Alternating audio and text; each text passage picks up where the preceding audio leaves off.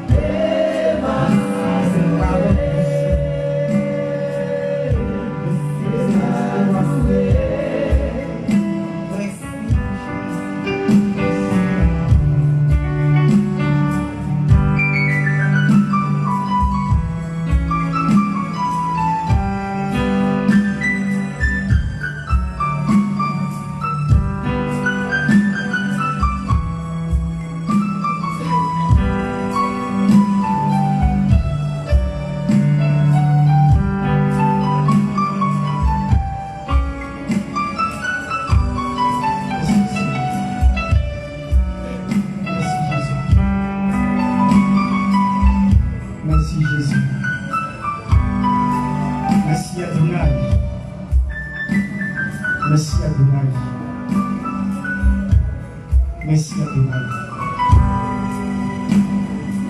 Merci. Merci Jésus. Merci. Merci agneau de Dieu. Oh Jésus. Je t'aime tant. Merci.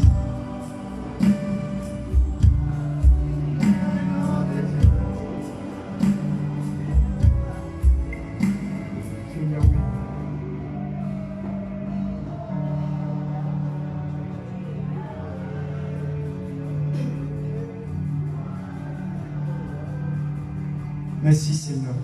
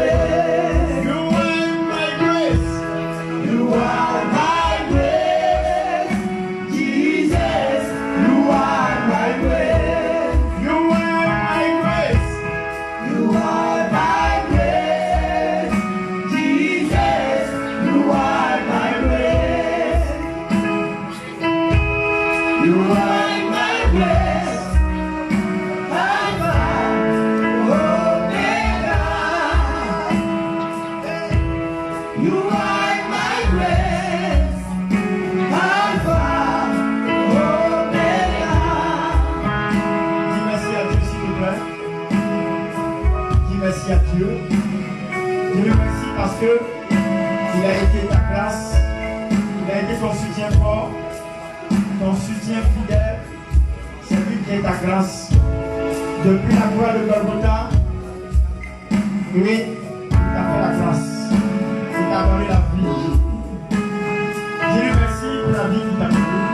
Dis-lui merci parce qu'il est la grâce de ta vie. Il a sauvé ta vie.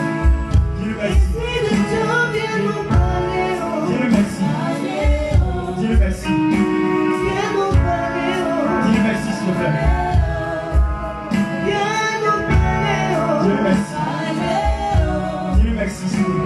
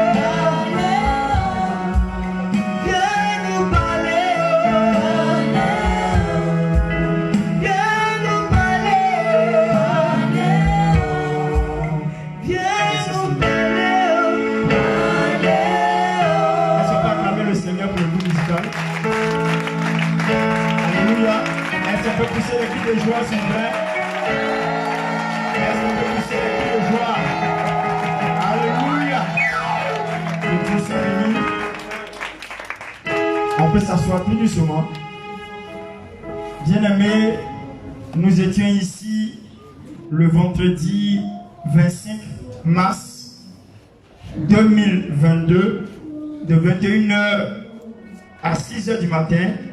Nous avons abrité ici une grande veillée, une très grande veillée, voilà, pour ceux qui n'étaient pas. Et nous avons 4 grandes veillées. Nous venons de finir la première veillée. Nous avons encore la veillée du 29 avril, le mois qui suit. 29 avril, le mois qui suit. Ensuite, nous avons une veillée le vendredi 27 mai. Le mois de mai encore, nous avons une veillée. Et la dernière veillée sera le 24 juin. Vous voyez? Donc, il nous reste encore 3 grandes veillées de prière. Voilà. Ça veut dire qu'on doit dire aux fidèles qui n'ont qu'à avoir le moral. Pourquoi? Parce qu'ils ne sont pas habitués aux veillées. Regardez même déjà, nous avons fait une veillée. D'autres sont fatigués, ils sont KO. Or, on aura encore 3 grandes veillées encore. Vous voyez? Ça veut dire qu'il faut avoir un moral d'acier, un moral de fer, un moral solide pour contenir ce que Dieu veut faire. Alléluia. Alléluia. Alléluia. L'amour de Dieu nous permet de tenir et d'être en présence de Dieu, quelle que soit la fatigue. Alléluia. Quelle que soit la fatigue. Vous voyez? on doit tenir. On doit se battre et on doit continuer l'œuvre de Dieu. Alléluia. Donc je t'encourage. Je t'encourage à cela et je veux que tu sois disposé. Tu sois vraiment disposé. Nous devons aimer Dieu de toute manière, quelle que soit la fatigue ou pas. Dis Amen avec moi. Amen. Alléluia. Amen. Qui a apprécié et qui a aimé la veillée? Alléluia. Amen. Si tu as aimé, tiens-toi debout et puis acclame le Seigneur et pousse un cri de joie pour nous montrer que tu es très content. Alléluia. Alléluia. Dis à ton prochain, ce n'est que le début. Les veillées à venir seront terribles. Dis terribles. La grâce de Dieu sera au rendez-vous. Je vous remercie. Vous pouvez vous asseoir. Alléluia. Le vendredi, je n'ai pas eu le temps de prêcher mon message parce que le temps est avancé. Si il était dans le message, je ne pourrais pas faire ministère. Donc j'ai préféré faire ministère que d'apporter la parole. Parce que les autres avaient déjà apporté la parole. Ce matin, je veux encore apporter cette parole, mais d'un autre angle. Vous savez, l'enseignement de la parole de Dieu, un test qu'on prend, un verset qu'on prend, a une seule idée principale. Mais elle peut être appliquée par plusieurs manières dans la diversité. Amen. Amen. Une parole ne dégage pas deux pensées. Une parole dégage une seule pensée principale. Et le reste, ce sont des applications. On peut appliquer cette pensée dans plusieurs domaines de la vie et de la société. Dans ce sens, je voulais aujourd'hui apporter ce qu'on appelle la mission. Amen. La mission. Dis la mission. La mission. Voilà.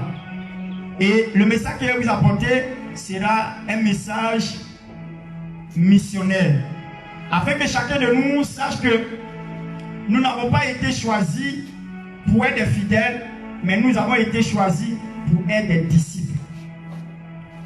Il y a une grande différence entre le fidèle et le disciple. Le fidèle, c'est celui qui se dit qu'il s'est donné à Jésus. Il attend que tout se fait par le pasteur et tout se fait par les responsables. Amen. Mais il ne se prend pas comme une personne responsable de la mission de Christ qu'il a donnée dans Matthieu chapitre 28 à partir du verset 19. Il dit: allez de toutes les nations, allez partout et faites de toutes les nations mes disciples. Il n'a pas dit faites de toutes les nations mes fidèles. Il dit mes disciples. Et chaque chrétien qui se donne à Christ, qui a accepté Jésus comme sauveur et maître personnel, qui est baptisé par l'eau du baptême, baptisé dans le Saint-Esprit, a cette responsabilité, cette lourde tâche et cette grande responsabilité de faire quoi? De répondre à la mission de Christ. Pourquoi? Parce que cela fait de lui un missionnaire. Alléluia.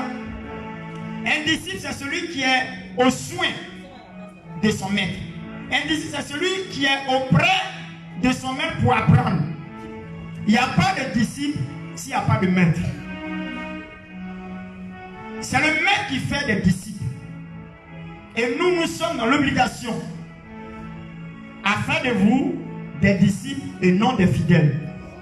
Parce que la dernière recommandation, vous savez, la dernière parole d'une personne qui doit partir est d'une importance capitale. Ça veut dire quoi? Ça veut dire que quand quelqu'un doit partir, quel que soit là où il doit partir, il y a deux personnes qui seront pour toujours. C'est ce qu'on appelle la mort. Il y a deux personnes qui sont en voyage, ils quittent la Côte d'Ivoire, ils quittent l'Afrique, ils s'en vont en Europe.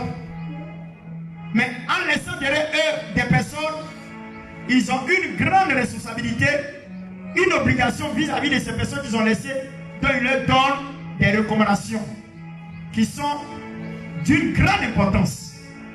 Des conseils qui vont les permettre de tenir, de résister et de continuer la mission. Dis Amen avec moi. C'est pour cette raison, ils sont obligés de donner des conseils. Quand Jésus est venu, il est mort, il s'est présenté à ses disciples, il les a remis quelque part à une montagne, il devait retourner au Père. Pourquoi? Parce que ce petit temps était fini. Parce qu'il va revenir bientôt. Et pour cette raison, il ne pouvait pas rester parmi les disciples encore. Il fallait qu'il parte.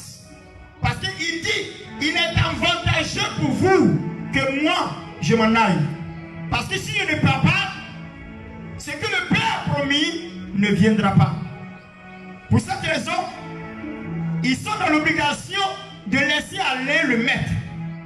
Mais pendant toutes ces années, pendant ces 3 ans qu'il a vécu sur terre, 3 ans, c'est-à-dire 3 ans de ministère qu'il a vécu sur la terre, avec ses disciples, il a pris soin de les enseigner, de leur communiquer l'esprit missionnaire pour dire, je m'en vais, mais après, il faudrait que vous soyez capables de continuer la mission que j'ai entamée.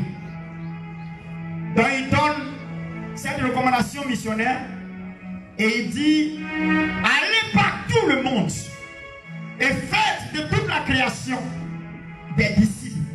Celui qui croira sera baptisé, sera sauvé. Car vous enseignerez tout ce que vous est prescrit. Alléluia. Et si nous ne sommes pas capables de rentrer dans cet esprit missionnaire, nous sommes en train de rater la mission. Pourquoi? Il n'y a pas 2 missions. Il n'y a pas 2 missions. C'est une seule mission. C'est de faire de toute la création des disciples. De faire de toutes les nations des disciples. Dis Amen avec moi. Amen. Dis Amen avec moi. Amen. Dis Amen avec moi. Amen.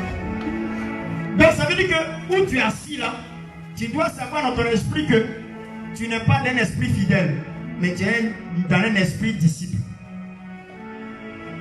Et c'est pour ça que tous les enseignements que nous vous apportons, vous devez porter votre attention pour faire de ça bon usage afin que vous soyez des disciples.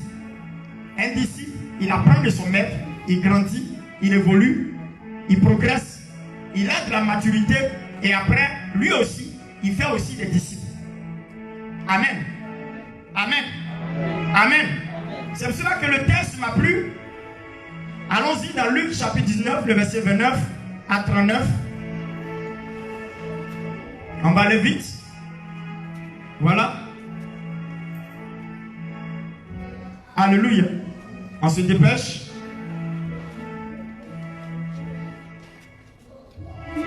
Luc chapitre 19,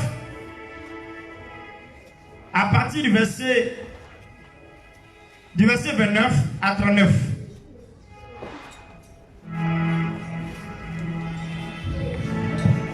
Vous savez, nous sommes arrivés d'un temps qu'on appelle le temps apocalyptique. C'est pas gros français.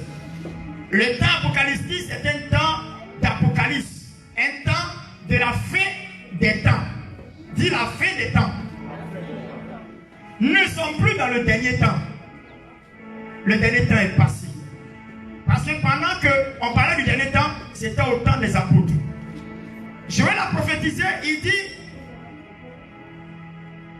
dans le dernier temps, dit Dieu, il répandra de son esprit sur toute chair. Vos filles et vos fils prophétiseront. Vos vieillards et vos jeunes gens. Amen. Amen. Vos vieillards auront des songes. Vos jeunes gens auront des visions. Je répandrai de mon esprit sur toute chair. Et dans Acte 2, verset 17, ça c'est Joël 2, 28. Joël prophétise dans l'Ancien Testament et l'accomplissement s'accomplit dans le livre des Actes. Et on prend la citation de Joël 2,28 au niveau de Acte 2, verset 17. Et il reprend, il dit, dans les derniers temps, dit Dieu, je répandrai de mon esprit sur toute chair. Vos fils et vos filles prophétiseront. Vos vieillards auront des songes. Vos jeunes gens auront des visions. Dans les cieux, sur la terre, il va y avoir des signes. Le soleil se transformera en sang. Il dit même sur mes servantes, je répandrai de mon esprit. Ça veut dire que on a dépassé ce niveau. Nous sommes à un niveau où Jésus revient bientôt. Nous sommes à un niveau où les temps sont devenus mauvais. Nous sommes arrivés à un temps où nous avons connu des calamités les plus absolues, comme le coronavirus. Ce n'est que des signes. Ce n'est même pas encore la fin. Vous voyez, ce n'est que la fin. Et le monde est en ébullition. Le monde est dans une situation chaotique. L'économie est en train de prendre un coup. Vous allez entendre les temps à venir. Vous allez comprendre que le monde va devenir encore plus difficile. Pourquoi? Parce que le monde doit laisser la place à un homme qui a été incarné par Lucifer, qui s'appellera l'Antéchrist. Ça veut dire quoi? Une personne qui sera contre Christ, qui va s'opposer à Christ. Il va s'opposer aux adeptes, aux disciples de Christ. Et c'est ce qui est en train de se passer. Pourquoi?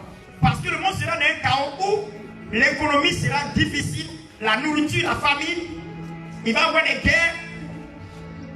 Ce qui se passe en Ukraine, ce n'est que rien. Il va y avoir la 3e guerre mondiale qui va embrasser le monde encore. Pour dire quoi? Tout cela sont des signes pour annoncer que Jésus est à la porte. Dieu, pour cela, a décidé d'aller à une vitesse supérieure. C'est pas sûr des enfants de 5 ans, de 6 ans, de 7 ans, de 8 ans, de 9 ans, de 10 ans, de 11 ans, de 12 ans, de 13 ans, de 14 ans, de 15 ans, que le monde peut minimiser. Dieu répandra de son esprit afin de confondre le monde, pour leur montrer que la solution ne viendra pas chez les vieillards, même les jeunes, ça sera même les enfants. Pourquoi? Parce que le temps où nous sommes arrivés, dans le temps passé, Dieu mesurait sa puissance. Dieu mesurait la capacité de ce qu'il faisait. Mais dans la fin des temps, il doit passer à une vitesse supérieure. Pourquoi? Parce que le monde est tellement gâté, pourri, chaotique.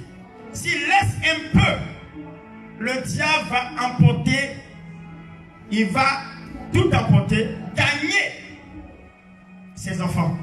Je vous l'assure. Parce que de plus en plus, la froideur commence à rentrer dans l'église. Les gens sont découragés, désemparés. Pourquoi? Parce que la société ne va plus. Pour cette raison, Dieu est obligé de passer à une vitesse supérieure en utilisant même les tout petits. Vous allez entendre de la bouche des tout petits de 4 ans, de 5 ans, des prophéties. Des enfants de 2 ans, des prophéties, des paroles prophétiques sortiront d'eux. Vous allez voir des enfants de 5 ans, 6 ans prier pour des grandes personnes et déclarer la puissance de Dieu, manifester le don de l'esprit. Tu vas voir des enfants de 5 ans en train de parler en langue. Beaucoup de choses vont se faire. Pourquoi? Parce que Dieu ne mesure plus sa puissance. Autrefois, il mesurait. Mais le temps que nous sommes arrivés, Dieu ne mesure plus sa puissance. Dieu déploie d'une manière qu'il doit gagner de plus de personnes. Jésus doit venir. Avant qu'il ne vienne, il faut que nous, les disciples, nous faisons d'autres disciples. Nous gagnons des âmes. Et c'est notre vision. C'est notre mission. Nous sommes sauvés pour sauver. Dis à ton prochain, je suis sauvé pour sauver. C'est ce qui fait de moi un disciple. Oui, c'est ce qui fait de moi un disciple. Je suis sauvé pour sauver. Les disciples ont été sauvés et ils nous ont sauvés. Paul a prêché en Asie mineure. Il a prêché dans tous les contrées pour que l'évangile parvienne à nous. L'Afrique a reçu l'évangile par le travail des disciples, les 12. Ils ont travaillé. Ils se sont investis Ils ont été au péril de leur vie. On les a assassinés. Pierre a été cloué, rabaissé, parce qu'il ne voulait pas mourir comme son maître. Il n'était pas digne de mourir comme Jésus. Pour cette raison, il dit qu'il préfère qu'on le cloue renversé. Ésaïe, le prophète, a été scié en deux.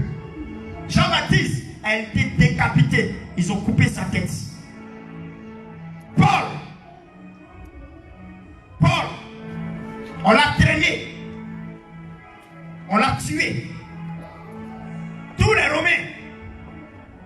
Vous voyez, Pierre, Jean, ils l'ont mis dans une chaude sur l'île de Patmos.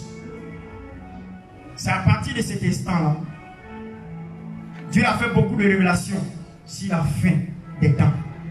Nous sommes en plein apocalypse. Les signes qui sont parvenus par le coronavirus n'est qu'un signe pour montrer que plus tard, il va avoir le chiffre de la bête, qui est le nombre des hommes, qui est 666. C'est un réseau qui va embraser le monde pour que le monde adhère à leur idiotie. Quand tu ne vas pas adhérer, tu ne pourras pas avoir accès à ta banque, accès au marché, accès à tout ce qui peut te permettre en société de t'épanouir. Tu seras privé de tout ça. Vous voyez, je me réjouis. Pourquoi? Parce que je suis convaincu que nous irons avant que ces choses n'arrivent. C'est nos enfants qui viennent qui vont subir ces atrocités. Nous serons déjà morts. Je ne parle même pas d'enlèvement. Nous serons morts d'abord. Ceux qui vont venir après nous connaîtront l'enlèvement. Et ceux qui vont connaître l'enlèvement, qui vont croire en Jésus, seront enlevés d'un clin d'œil, comme l'Apocalypse le décrit. Mais, ceux qui ne vont pas croire, qui ne vont pas accepter, vont connaître ce qu'on appelle la grande tribulation.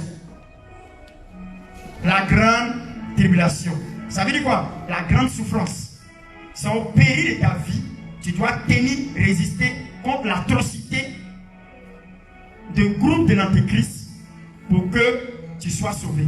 Jusqu'à ta mort, on peut couper ton pied, on peut te priver de toute la nourriture, on peut te mettre en prison, on peut couper tes pieds, on peut te, je ne sais pas comment on le dit, te faire subir d'une atrocité.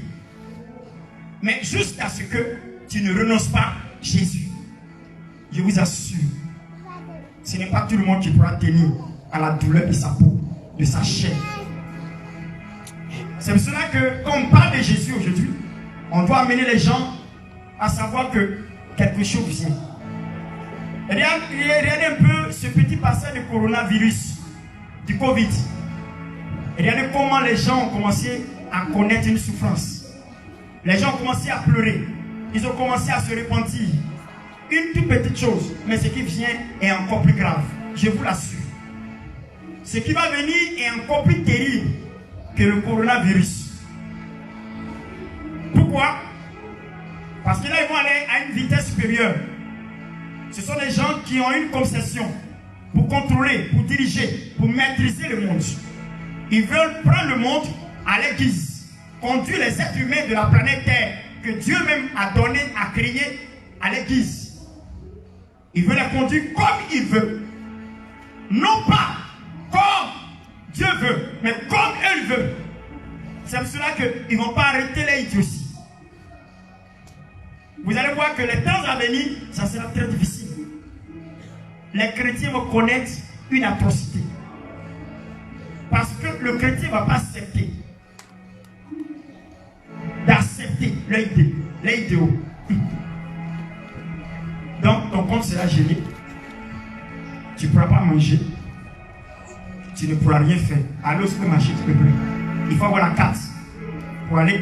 Il y a un peu le petit coronavirus au niveau de la France, un peu partout. Il faut faire le vaccin forcé. Si tu ne fais pas le vaccin forcé, tu n'as pas accès à certaines choses, même pour voyager. Ça, c'est seulement que ça. Mais ce qui vient Ils vont fermer toutes les possibilités. Ils ont essayé ça. Ils ont vu qu'il y a eu des failles. Dieu a vaincu. Dieu a maîtrisé la situation. Dieu s'est glorifié. Dieu a montré que ils sont malins, mais c'est lui qui est Dieu. Il est tout puissant. Il est le roi des rois. Il est le Seigneur des seigneurs. Il est l'alpha et l'oméga. Il est le premier des derniers. Le commencement et la fin. Ils ont été étonnés. Ils ont été surpris. Ils pensaient maîtriser tout. Mais à la grande surprise, ils ont été étonnés. Pour cette fois-ci, ils ont pris tout le contour, tous les analyses possibles pour ne pas qu'il y ait possibilité quelqu'un de résister à ça. Tu vas adhérer forcément. Si tu n'adhères pas, on gèle ton compte. Si tu n'adhères pas, beaucoup de choses seront. Ils vont verrouiller. C'est pour cela qu'il faut te donner à Jésus. Nous sommes aujourd'hui obligés de prêcher l'évangile qui n'est pas fait pour l'église. L'évangile est fait pour le monde. C'est l'enseignement qui est fait pour les chrétiens, pour l'église. Pourquoi? Parce que parlant de l'église, on parle d'ecclésia. En hébreu qui veut dire séparé d'eux. Les gens se sont séparés du monde et ils ont adhéré à l'idéal du Seigneur Jésus, la vision. Donc nous sommes des rassemblements de personnes qui ont cru en Jésus. Nous sommes appelés des saints. C'est ça l'église. Mais regardez bien, si tu es chrétien, on n'a pas besoin de te prêcher l'évangile. L'évangile n'est pas fait pour les chrétiens, c'est fait pour les païens. L'évangile, c'est la bonne nouvelle. Nous, on connaît déjà la bonne nouvelle. C'est parce qu'on connaît la bonne nouvelle que nous sommes ici déjà. Donc c'est aux païens qu'on doit prêcher la bonne nouvelle, pas à nous. Mais nous sommes obligés dans nos églises de prêcher la bonne nouvelle. Pourquoi? Parce que les gens ne sont pas disposés à accepter la vision, à se convertir réellement. Quand tu vois les chrétiens d'aujourd'hui, tu te poses la question, est-ce qu'ils sont chrétiens? Parce que la conversion a foutu le camp. Tu ne peux pas t'imaginer qu'il peut y avoir des choses qui ne doivent pas arriver dans une église. C'est dans l'église qu'on pratique la sorcellerie. C'est dans l'église qu'on connaît l'homosexualité. C'est dans l'église qu'on connaît le lesbianisme. C'est dans l'église qu'on connaît ce qu'on appelle l'animosité. C'est-à-dire que des gens sont bons avec des animaux. Si ça existe aujourd'hui. C'est dans l'église aujourd'hui qu'on dit deux garçons peuvent être mariés et puis le pasteur vient célébrer le mariage. Deux garçons. Deux femmes peuvent se marier, il vient célébrer. C'est dans l'église.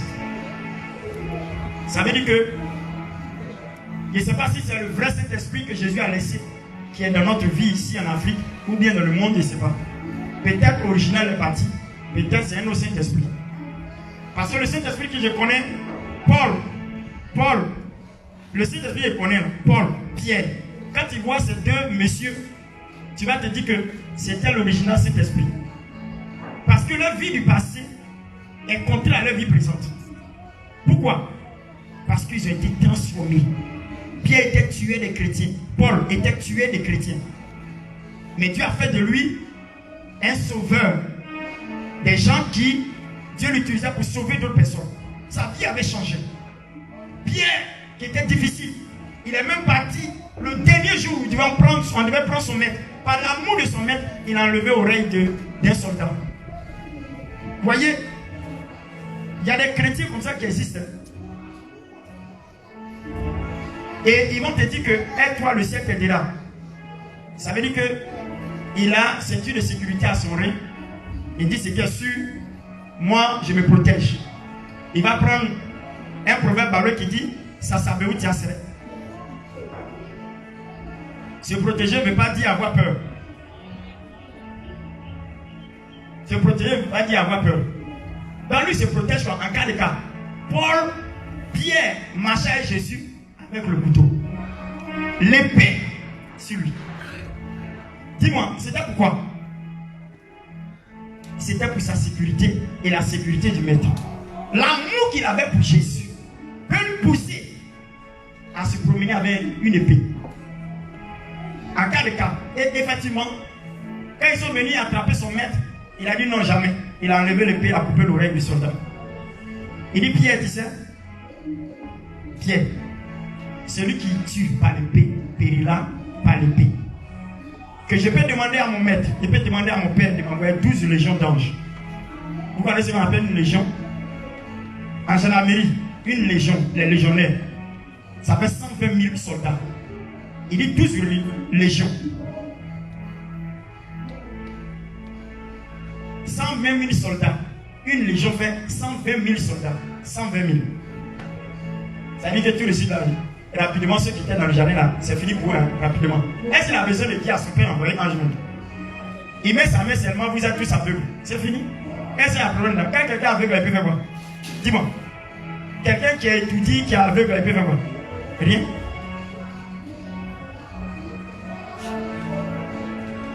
Et ça, c'est important aujourd'hui. On est obligé de prêcher l'évangile dans l'église. Vous pouvez imaginer, l'évangile qu'on doit prêcher au dehors, c'est à l'église. Pourquoi? Parce qu'on n'a pas de convertis. On a les gens bricolés. Bricolés, ils sont très bricolés. La chrétienté, tu te poses la question, toi-même tu as confiance à ton frère, à ton fils. Et puis, dernier kata qu'il fait, tu es étonné. Ah! Il ne peut pas imaginer qu'il peut faire ça. Oui, il peut faire. Parce que la conversion n'est pas à son comble. La conversion n'a pas été.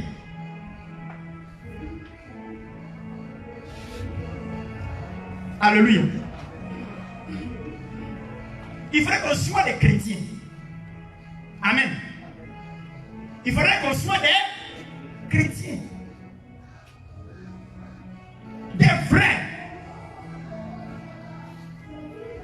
Il faudrait qu'on soit des chrétiens. Tu vas voir des gens qui sont fiancés. Un bon matin, tu te rends compte que la précipitation fait qu'ils sont obligés de se briser pour aller faire d'autres. Pourquoi? Là, c'est chaos. Chrétien. Il a bien connu la soeur avant même qu'il ne batte en nuit de noces. Moi, si ça se passe comme ça, là, on ne fait pas nuit de noces. On vous prend, on vous envoie directement dans votre maison. C'est tout. Parce que nuit de noces, là, c'est quoi? C'est pour découvrir ta femme pour la première fois. Mais toi-même, il y a longtemps que tu es dedans. Donc, il y a quelle nuit de noces? Dis-moi, maman. Il n'y a pas nuit de noces. Tu la connais déjà. Tu connais son tout. Quand c'est mariage, quand tu t'en vas pour la première fois, voici mon épouse qui est là. Première fois quand tu te couvres là, dis amen avec moi.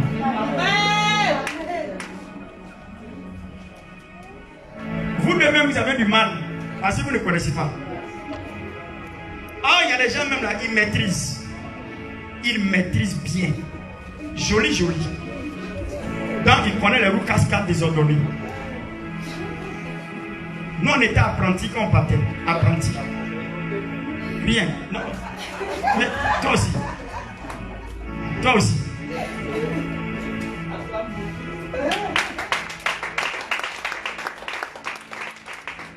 On avait du mal, tu vois. Mais maintenant, on maîtrise. Non, c'est bon. Mais il y a des gens qui maîtrisent avant d'aller. Waouh. Waouh. C'est délicat. Avant qu'on ne te prenne pour aller déjà dans l'une de noces, c'est déjà fatigué. Fatigué laissé. Et ça, on dit à nos enfants quand c'est l'amusement. Je vous assure, hein, plus de rapports, plus tu perds des choses en toi. Quand elle n'est pas saine, la relation n'est pas saine, tu perds beaucoup de choses en toi. La vie dans les rapports sexuels, vous ne savez pas ce que ça signifie. Beaucoup de choses que vous perdez. Parce qu'elle n'est pas protégée, elle n'est pas saine. Les démons peuvent s'introduire ou faire ce qu'ils veulent dedans. C'est pourquoi la plupart, si vous voyez bien, il peut y avoir des enfants qui sont un peu bizarres. Toc toc, bizarre. C'est dû à beaucoup de choses. Il y a des malédictions des parents et puis il y a des malédictions que toi-même tu as conçues qui agissent sur la vie de l'enfant. Parce que les démons sont introduits dedans. Faites beaucoup attention. Soyez des vrais chrétiens. C'est même pas mon message, c'est mon Dieu. Soyez des bons chrétiens. Des chrétiens authentiques. que même on peut jurer du ciel et de la terre. Lui là, il ne peut pas trahir. Le Pierre avant la Pentecôte n'est pas le même. Pierre avant la Pentecôte était le Pierre qui pouvait dire à Jésus, je ne le connais pas, je ne l'ai jamais vu. Ça aurait dû même, il vient de voir.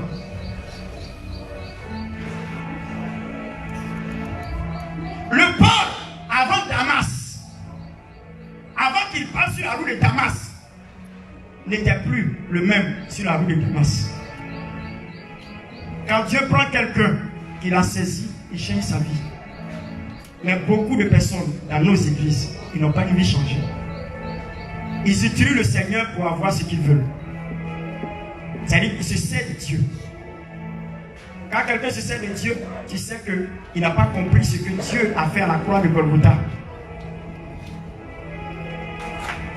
Le sacrifice de Christ pour lui ne signifie rien. Pourquoi? Parce qu'il ne connaît pas l'importance. Christ n'est pas mort à cause de vos pieds.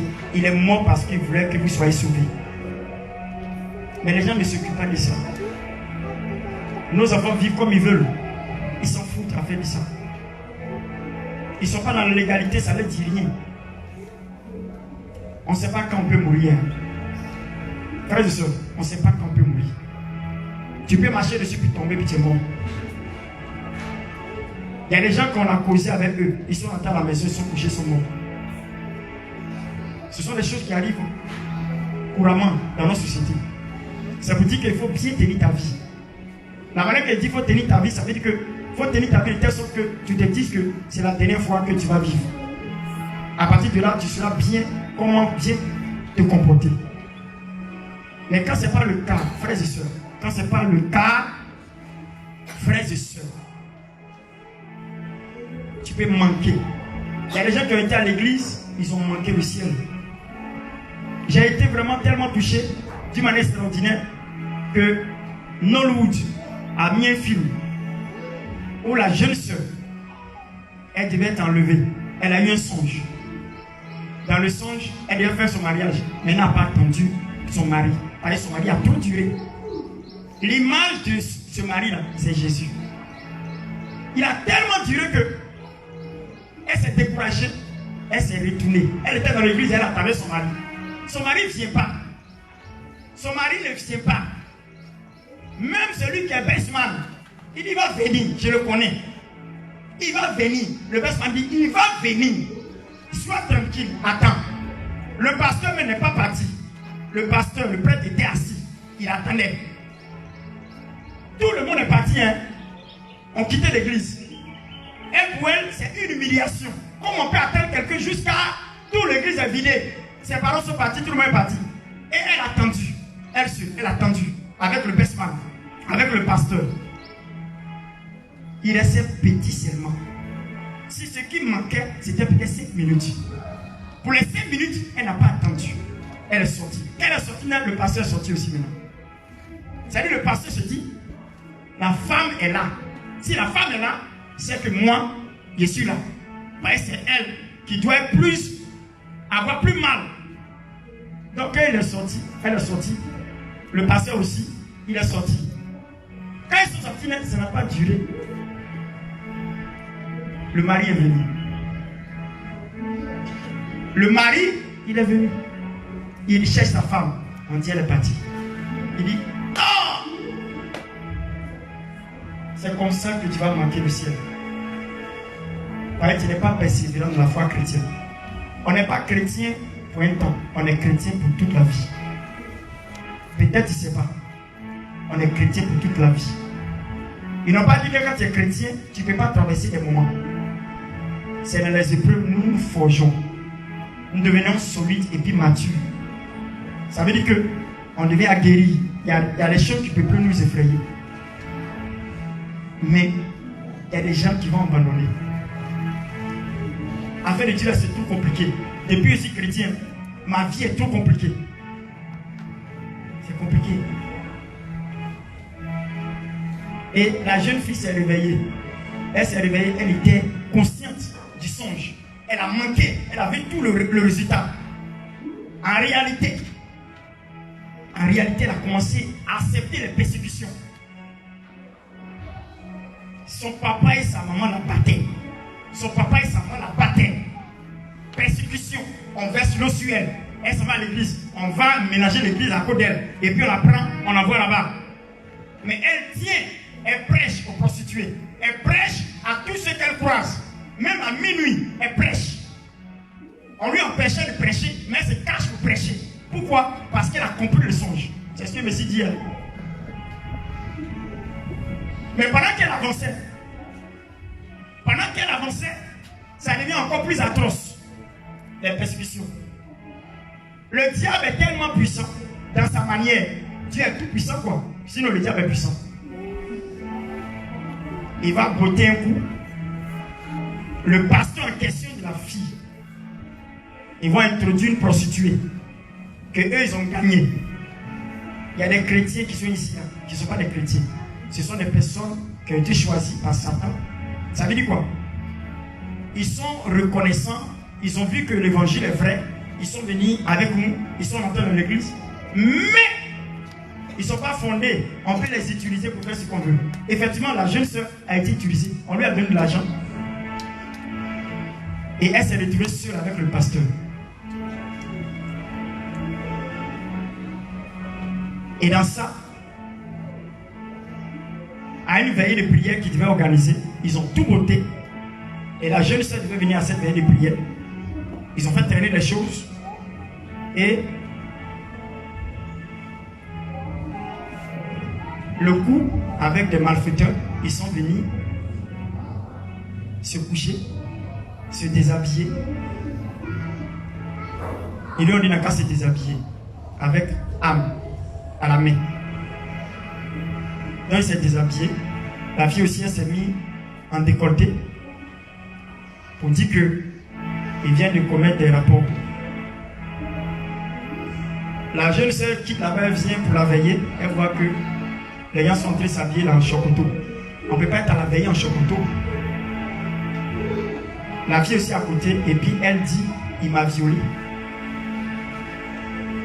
Il a abusé de moi. Son cœur est gâté. Le cœur de la fille est gâté. Elle dit non, elle est partie. Elle a jeté sa vie. Vous voyez, quand il rencontre quelque chose, même si tu as vu ton pasteur dans une mauvaise posture, il faut demander l'avis de Dieu. Il ne faut pas le juger. Prie le Seigneur, va retourner et puis prie. Seigneur, c'est quoi ça? Je te demande. Jusqu'à ce que Dieu te dise quelque chose avant de croire en ça, à la scène. Mais la personne, elle n'a pas prié pour elle, c'est déjà fait. Sa foi n'était pas fondée.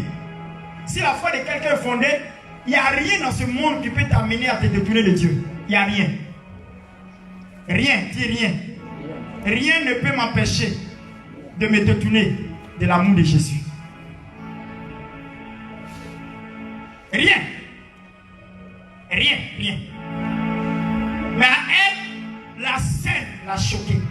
Elle dit, elle ne peut pas comprendre que ce soit un pasteur. Un fidèle, ça se comprend. Mais un pasteur, elle ne peut pas accepter ça. Le pasteur il est en caoutchouc ou bien il en fait. Il demande si le pasteur est en caoutchouc ou bien il en fait. Il n'a pas nerf. Même si c'était vrai. Je dis, même si c'était vrai. C'est vrai, c'est une scène. Mais même si c'était vrai, est-ce que ça peut détruire ta foi? On a accepté Jésus pour aller au ciel. On n'a pas accepté Jésus pour le pasteur. Quel que soit ce que mon pasteur fait, ce n'est pas ça qui m'importe. Ce qui m'importe, c'est le ciel. Parce qu'un jour, pasteur que tu t'accroches, que tu as pris exemple sur lui, il est tellement bon, un jour peut mourir. S'il est mort, là, c'est ta vie chrétienne est finie. Les pasteurs meurent, mais l'église continue. Les pasteurs meurent, l'œuvre de Dieu continue. Les pasteurs meurent, mais l'œuvre de Dieu ne s'arrête pas. Vous comprenez? Rien ne doit ébranler ta foi. Rien dans ce monde, sur cette terre, ne doit ébranler ta foi. Alléluia. Dis rien ne doit ébranler ma foi. Ma foi est fondée. Dis. Ma foi est fondée. Alléluia. Nous sommes sauvés pour sauver. Mais avant que nous soyons capables de sauver quelqu'un, il faudrait que nous sachions est-ce que nous sommes d'abord sauvés. On est sauvé pour sauver. Dis à ton prochain. On est sauvé pour sauver. Dis, on est sauvé pour sauver. Celui qui n'est pas sauvé ne peut pas sauver. Parce qu'il ne connaît pas l'importance d'être sauvé. Celui qui n'a pas vécu une situation ne connaît pas la valeur de la situation. Mais celui qui l'a vécu connaît la valeur. Moi, Christ est mort pour moi. Je connais la valeur de sauver quelqu'un. Il devait aller en enfer. Christ, par sa mort et par sa résurrection, j'ai été sauvé.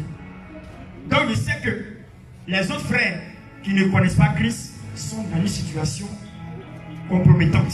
Ils peuvent aller en enfer. Pour cette raison, je dois m'engager pour les sauver. Alléluia. Alléluia. Dis, tu es sauvé pour sauver. C'est vrai de Dieu. Le mois prochain, on va rentrer dans cet esprit. Sauver pour sauver. Et on va beaucoup apporter une application au niveau du disciple-là. On va faire de nos jeunes chrétiens des disciples aguerris. Tout le monde sera capable de diriger. Tout le monde sera capable de prêcher. Tout le monde sera capable de connaître la parole de Dieu. C'est ce que je veux. C'est-à-dire qu'il n'y aura pas de fidèles ici.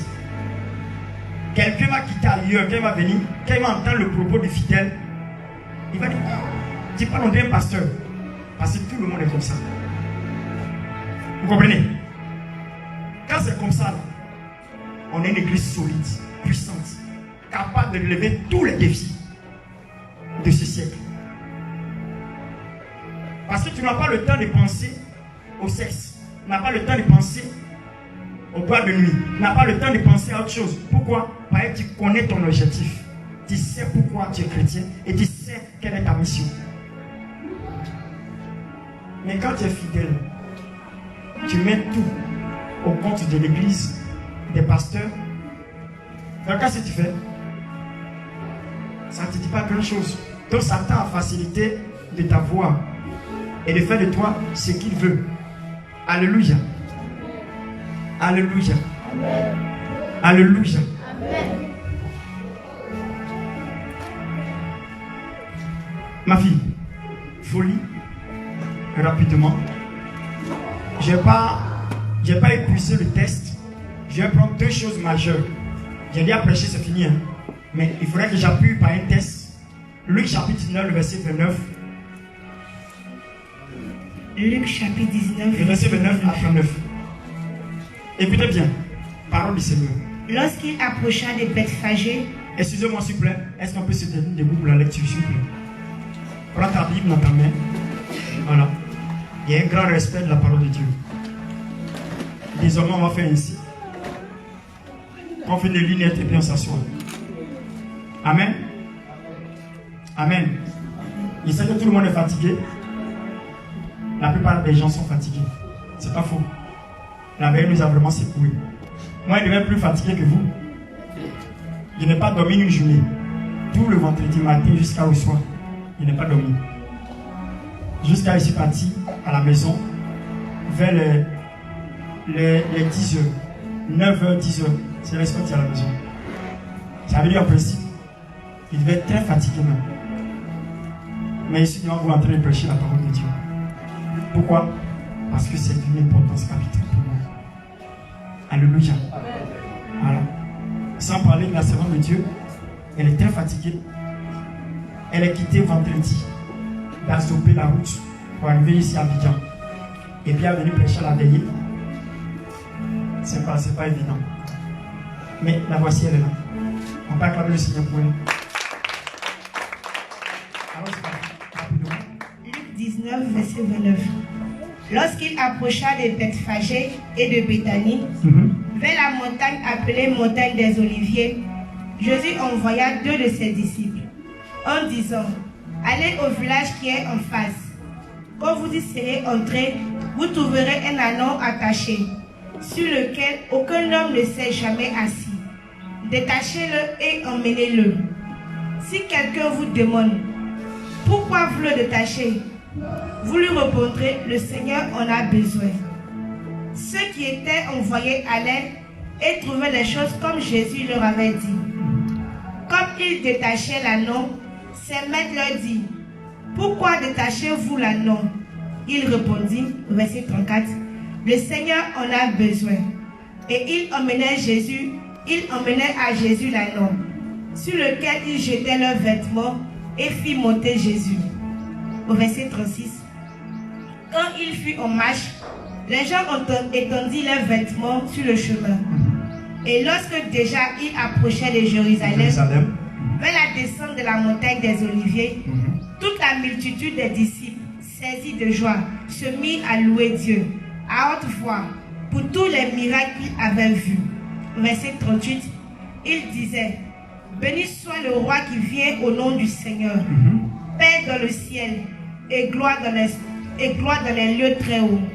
Verset 39, quelques pharisiens du milieu de la foule dirent à Jésus, Maître, reprends tes disciples. Et il répondit, je vous le dis, s'ils se taisent, les pierres crieront. Même les pierres vont faire quoi? Les pierres crieront. Amen. Amen. Que le Seigneur soit béni. On peut s'asseoir. J'ai déjà tout prêché. J'ai déjà tout prêché. Accompagne-moi. J'ai déjà tout prêché. Alléluia. Augmente un tout petit peu. Alléluia. Voici le texte. Luc chapitre 9, le verset 29 à 39. L'histoire de l'ânon. Je vais vous donner deux choses majeures. Ce que je veux faire savoir. Jésus, dans sa mission, constate un fait. Et dans son esprit, selon la mission que Dieu lui a donnée, Jésus n'a jamais fait quelque chose qui est en dehors de sa mission. Jésus a toujours fait ce qui est dans sa mission. Et ce qu'il vient de faire, ce n'est pas en dehors de sa mission, mais dans sa mission. Pourquoi? Parce qu'il avait besoin d'un anon. Pourquoi? Parce que toutes les citations des prophètes dans l'Ancien Testament devaient s'accomplir. Et c'est l'une des citations. On disait qu'il allait monter sur un anon pour rentrer à Jérusalem. Donc il fallait que cette scène se reproduise. C'est pour cette raison il envoie ses disciples. Vous savez pourquoi on envoie deux disciples? En principe, on envoie des gens pour aller prêcher l'évangile. Pour aller dans une mission, on les envoie deux. Jésus n'a jamais changé sa manière de faire. Même quand il devait envoyer des gens pour aller dans des contrées, il dit si vous arrivez dans un lieu qu'on ne vous donne pas à manger, ni à boire, retirez votre paix, secouez vos pieds. Leur sanction sera plus grave que selon mes Gomorrhe. Mais la Bible dit qu'il les envoya deux à deux. Deux à deux. Pourquoi deux? Le chiffre 2, c'est le chiffre du témoignage. Il faudrait qu'il soit deux, l'autre soit témoin de l'autre. C'est très important. Pourquoi? Quand tu envoies un disciple seul, quand on arrive là-bas, si la jeune soeur s'est déshabillée, et puis elle a dit qu'il m'a violé, il n'y a pas de témoin. C'est les deux. Ils vont croire la version de la violée. Mais quand ils sont deux, il dit moi j'étais là. On était deux. C'est elle-même qui s'est déshabillée. C'est fini. On envoie la justice. Elle n'a pas de témoin. L'autre lui la témoin. On était deux, on a vu. Voilà pourquoi Jésus envoie deux. D'ailleurs, on n'a pas compris. Deux, parce que si l'autre est attaqué, l'autre peut défendre l'autre. Quand tu es seul là, c'est dangereux. Je suis en train de dire à des personnes, à des missionnaires, quand tu envoies en mission, ne va jamais seul. Si moi je dois aller en mission dans un village, bien quelque part, je vais avec ma femme. Parce que ça est trop près pour nous. Il ne faut pas qu'on lui donne l'occasion. En principe, quand on fait les réceptions, il doit avoir un disciple qui soit à la porte de la réception, en cas de cas. Parce que les gens étaient victimes de cette manière. Elle dit qu'ils l'ont violé dans le bureau. Or, le pasteur n'a rien fait. Mais comme ils étaient deux personnes à côté, elle a raison. Elle a botté son cou, ça a marché. Mais si on est deux, l'autre à la porte, on va voir où tu vas te déshabiller pour dire on t'a violé. C'est la prudence. Jésus nous enseignait ça, la prudence. Mais on ne comprend pas. Pour nous, Jésus envoie deux disciples comme ça. Allez-y vous deux. Quand vous allez arriver dans un village, vous allez voir un anneau attaché, sur lequel personne ne s'est assis. Donc les gens ne voyaient pas l'aspect d'eux. Quand vous allez lire toute la parole de Dieu, vous allez constater que Jésus envoie toujours ses disciples combien? 2 à 2. Les gens ne comprennent pas. 2 à 2. Quand tu es passé, tu vas prier chez une soeur à minuit. Tu ne vas pas être ta femme. Toi ensuite, tu en vas. Tu ne sais pas si c'est un piège. Réveille madame et ils partent ensemble. Là, piège ils vont faire là. Elle-même va voir dedans. J'ai compris beaucoup de choses. C'est que Jésus faisait. Ceux-là, c'est dangereux. Si tu vas évangéliser, tu te vas quelque part. Même si tu vas évangéliser les prostituées, ne va pas seul. Il faut aller avec un autre frère. Vous deux. C'est mieux. C'est plus prudent. Amen. Pendant que je suis en train de parler, dans l'esprit, quelqu'un m'a dit, ah, si les deux même, ils sont KO, ils font comment? C'est-à-dire, ils sont en train de prêcher, puis quelqu'un est en train de penser ça. Si les deux sont KO, on fait comment? Dieu ne permettra pas que les deux soient KO. S'il a dit envoyer 2 à 2, c'est que l'onction accompagne les deux. Quand ils sont arrivés, ils ont dit, c'est une mission. Il allait dans le village d'en face. Allez dans le village d'en face. Vous trouverez un anneau attaché. Jésus sait, il connaît. Quand le Seigneur utilise un homme de Dieu qui dit, je t'envoie à Korogo, mais t'envoie là-bas, Dieu lui a parlé pour t'envoyer à Korogo. Même s'il a mauvaise intention, mais Dieu va changer cette mauvaise intention du pasteur. Peut-être il veut te punir, ou il veut te faire du mal. Dieu va changer ça en bonheur pour toi. C'est-à-dire que l'idée du pasteur, c'était pour te détruire, ou même pour te faire du mal, pour te punir. Il y a des pasteurs comme ça qui existent. C'est-à-dire qu'il prend, l'enfant a commencé à être utilisé, Dieu commence à faire, il voit qu'il commence à avoir une popularité. C'est ton fils, tu peux le canaliser avec ça. Mais il préfère le jeter en bourse. Dans son intention, ce n'est pas pour une mission, hein, c'est pour une sanction. Le petit ne sait pas que c'est sanction. Or, toute mission, si tu l'as accompagné, même si ta mauvaise intention est là, mais que tu l'as dit de partir puis tu l'as béni, l'onction de Dieu est sur lui. Il s'en va. Il y a des gens qui ont envoyé des gens comme ça, comme punition, mais ça a été une bénédiction pour celui qui, quand ils ont envoyé. C'est Dieu qui fait toutes choses. Comment Jésus peut savoir? Jésus connaît chaque vie. Il veut sauver le monde. Il sait que dans ce village en face, il y a un anneau qui est attaché. Pourquoi? Parce que toute personne que Jésus veut sauver, c'est pour les utiliser après. Personne n'a été sauvé sans être utilisé. Ça n'existe pas. C'est pas Jésus sauve pour sauver. Il sauve pour que cette personne soit capable aussi de sauver. Il a sauvé les 12 pour que les 12 sauvent aussi des personnes. Après, ils sont devenus 120. Au fur et à mesure, ils sont quoi?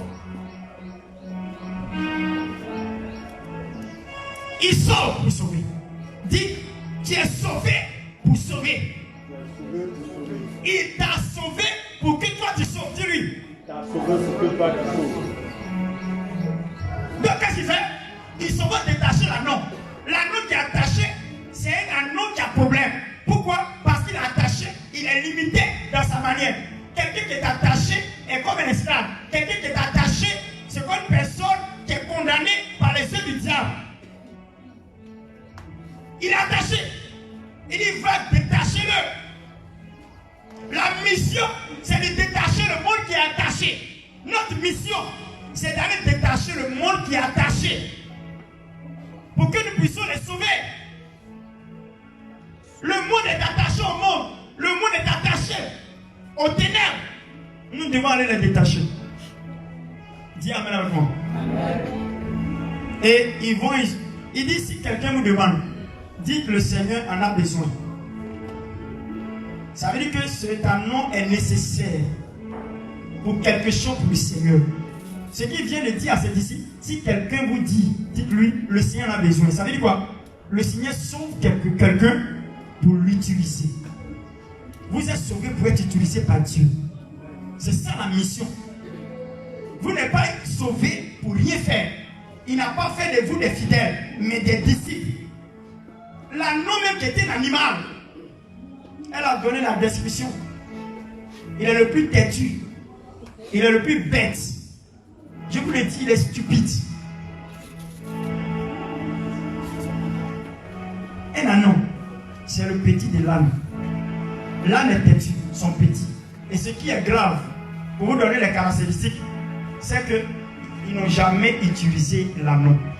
Il est né là, personne n'a encore utilisé. Ça veut dire qu'il ne connaît même pas, il est sans expérience, il ne connaît rien. Le rôle de l'anneau, c'est la monture.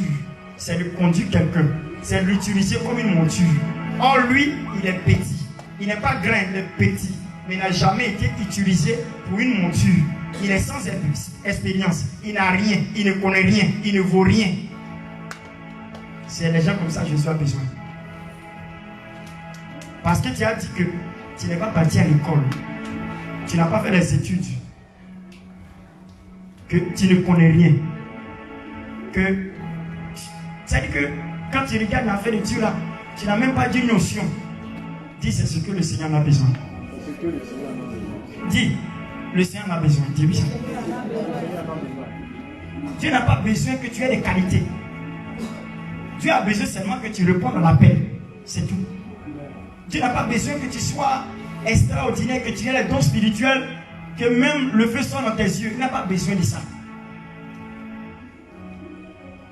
D'ailleurs même, quand des personnes ont des prérequis, c'est-à-dire que des bagages intellectuels importants, Dieu vit tout ça.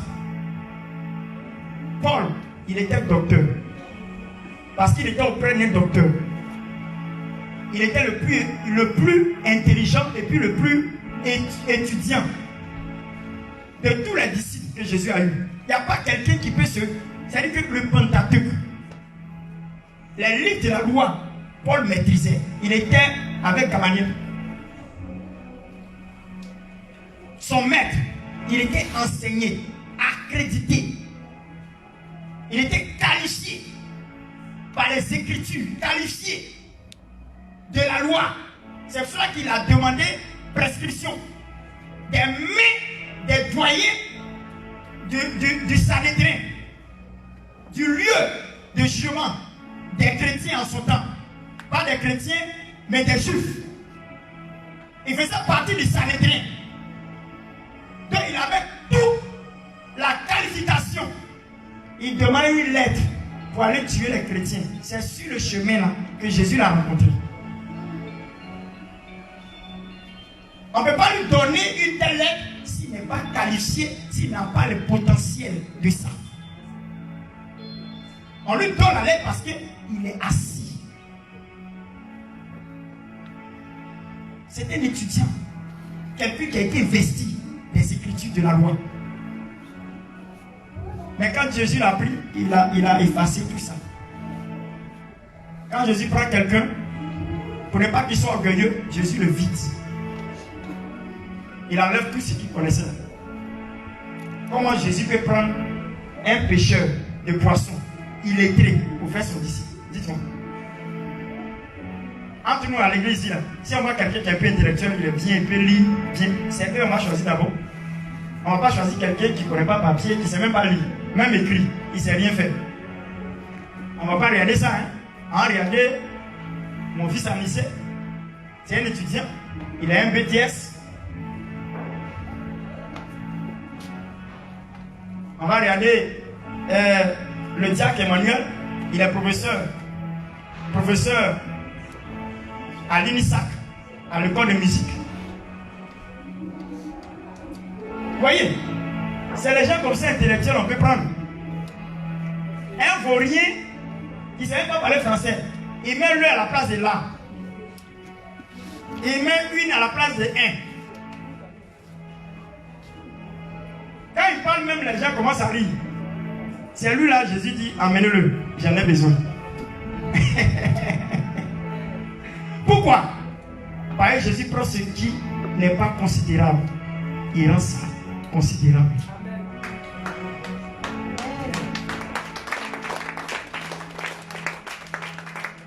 Peu importe ce que tu es, ce n'est pas ce qui intéresse le Seigneur. Il intéresse que tu acceptes. Ce qui est intéressant, quand ils l'ont détaché, il est venu. Quand ils l'ont détaché, il est venu. On l'a amené. Et quelqu'un a demandé. Et on dit le maître a besoin. Le Seigneur a besoin. Il a laissé, ils sont partis. Ce qui me plaît, l'anneau n'a pas résisté. Pourquoi?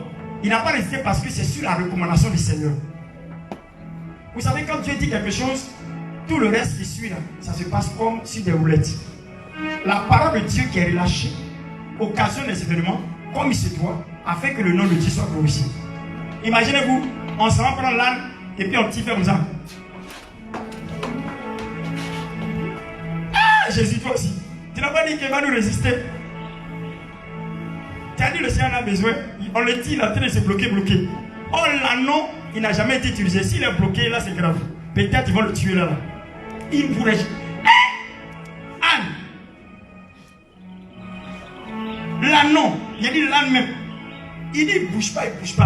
Peut-être qu'il va le tuer là. Il va le tirer, il ne bouge pas. Quand il décide de ne pas bouger, il ne bouge pas. Mais la parole de Dieu a conditionné les choses. Je suis en train de dire à quelqu'un, si Dieu a dit une parole sur ta vie, si Dieu a parlé sur ta vie, ce qu'il a dit, quel que soit le temps, quel que soit l'époque, quelles que soient les circonstances, cela va se réaliser, cela va s'accomplir. Parce que la parole conditionne l'événement. Dieu n'est pas menteur. Ce qu'il dit arrive. Ce qu'il affirme se réalise. Ce qu'il déclare s'accomplit. C'est Dieu. C'est Dieu. Ça suit les paroles. Quand il parle, Dieu est vrai. Donc quand Jésus a parlé, il dit, si quelqu'un demande vous, il dit, le Seigneur a besoin. Ils ont détaché les venus. Ils n'avaient pas résisté les venus. Ils l'ont pris. Quand Dieu décide de prendre quelqu'un, c'est l'absence de prêtre. Aussi les hommes, quand il y a des absents, Madame Kofi même, elle peut faire quelque chose. Si elle lui dit, elle est venue prêcher là, elle-même a peur déjà, elle ne pourra pas prêcher. Elle-même, quand il a fait, elle va baisser sa tête. Mais le Seigneur te dit qu'elle peut faire. Au moment où Dieu dit qu'elle peut faire, ces qualifications sont là pour lui permettre de faire. Ce n'est pas les yeux, c'est l'esprit. C'est par l'esprit que Jésus a dit. Il dit allez-y le chercher. Quand il est arrivé, qu'est-ce qui s'est passé? La deuxième des choses, il a été délivré d'abord premièrement. Et deuxièmement, qu'est-ce quoi? Il a été utilisé. Jésus délivre pour utiliser. Et quand il utilise, ce n'est pas pour n'importe quoi. C'est pour sa mission salvatrice. Quand Dieu va t'utiliser, c'est pour sauver les gens. Ce n'est pas pour s'enorgueillir. Ce n'est pas pour dire que toi là, vraiment tu es puissante. Dis C'est pour une mission salvatrice. Pourquoi? Parce que la mission de Christ c'était d'aller à Jérusalem pour nous sauver. C'est pas ça. Jérusalem là c'est pour aller faire quoi? C'est pour mourir pour nous sauver. Est-ce que l'anneau n'a pas participé? Est-ce que l'anneau n'a pas participé pour nous sauver? Ce qui me plaît dans cette histoire, quand il a utilisé l'anneau, c'est l'anneau qui a bénéficié des retombées. Pourquoi? Parce que tous les bruits et tous les jets de fleurs, tous les rameaux qui étaient à terre, tous les pailles que les femmes ont déposées, c'est Jésus qui a marché dessus. C'est Jésus qui a marché dessus. C'est l'anneau qui a bénéficié du tapis rouge.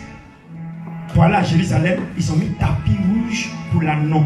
Jésus était dessus. Dites-moi, quelqu'un qui n'a jamais expérimenté une monture, il peut avoir la facilité d'être utilisé.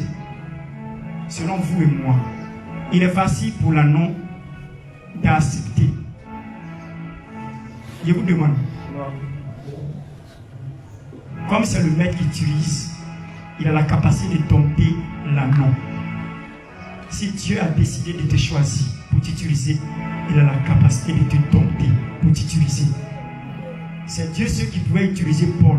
Personne sur la terre ne pourrait utiliser Paul. Parce que Paul avait des préjugés. Paul avait des choses dans la tête. Quand Dieu décide de te choisir, quelle que soit ta manière, il va finir par te dompter et t'utiliser pour la gloire de son nom.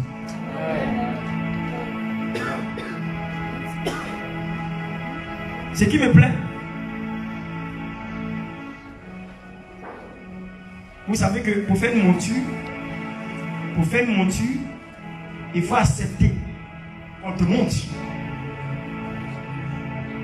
On appelle ça l'action d'humilité, l'action de rabaissement, l'action de l'humilité. Quelqu'un qui n'est pas humble ne peut jamais être utilisé par Jésus. Première caractéristique pour être utilisé, c'est d'être humble. Accepter ce que le maître veut de nous. Accepter que le maître fasse de nous ce qu'il veut. L'anneau a accepté que Jésus monte sur lui. Est-ce que toi tu peux accepter que moi je monte sur toi?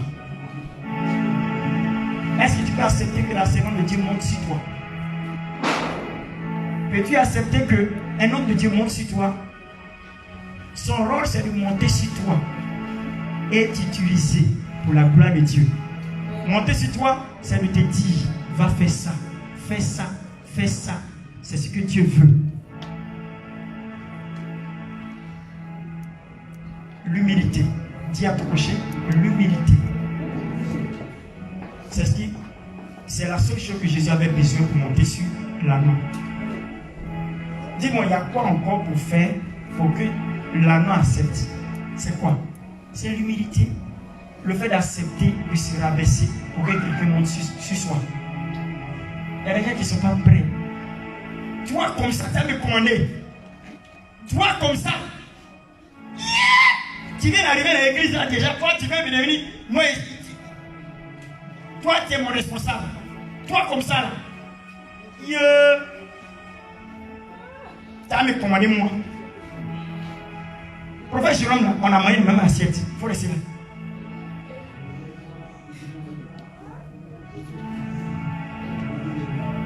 Pour la mission de Christ, Dieu ne tient pas compte de l'ancienneté. L'ancienneté a une importance dans l'église. Mais pour l'esprit, il peut passer outre de l'ancienneté. Pourquoi? Parce que Dieu choisit et utilise le cœur disposé. Vous comprenez? Souvent, l'ancienneté devient un problème majeur pour notre société. Quand tu es trop ancien, tu penses tout connaître. C'est ça le problème. Hein? Et tout connaître, ça veut dire que tu n'es pas loin de l'orgueil. Bah, tu dis tu connais. On peut bien t'apprendre. Quand quelqu'un connaît, ça veut dire quoi? Quand quelqu'un dit il connaît, ça veut dire quoi? On peut lui apprendre quelque chose encore. Hein? Moi, je veux que le Seigneur me tue tous les jours parce que je ne connais rien. J'apprends toujours. Amen. Que le Seigneur bénisse. Je vous remercie.